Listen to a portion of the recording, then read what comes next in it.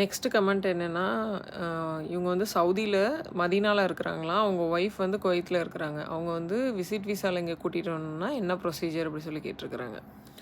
Okay, so இவங்க வந்து நம்ம விசிட் விசா ப்ரொசீஜர் சொல்லியிருந்தோம்ல, அதே சேம் ப்ரொசீஜர் தான். பட் இந்தியா மும்பை டெல்லின்னு செலக்ட் பண்ணுறதுக்கு பதிலாக அவங்க குவைத்துன்னு சொல்லி செலக்ட் பண்ணணும்.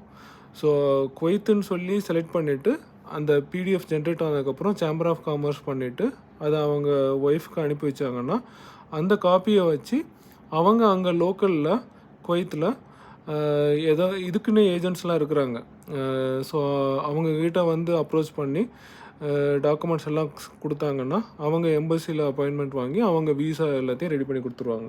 அதாவது குவைத்தில் வந்து இந்த வீசா இதெல்லாம் ரெடி பண்ணுற ஏஜென்ட்ஸ் இருப்பாங்க. அவங்கக்கிட்ட கான்டாக்ட் பண்ணி கேட்டாலே வந்து அவங்க சப்போர்ட் பண்ணுவாங்க. ஸோ ப்ரொசீஜர் எல்லாமே சேம் தான். இந்தியாவில் நம்ம என்ன பண்ணுறோமோ அதை குவைத்தில் பண்ணோம், அவ்வளோதான்.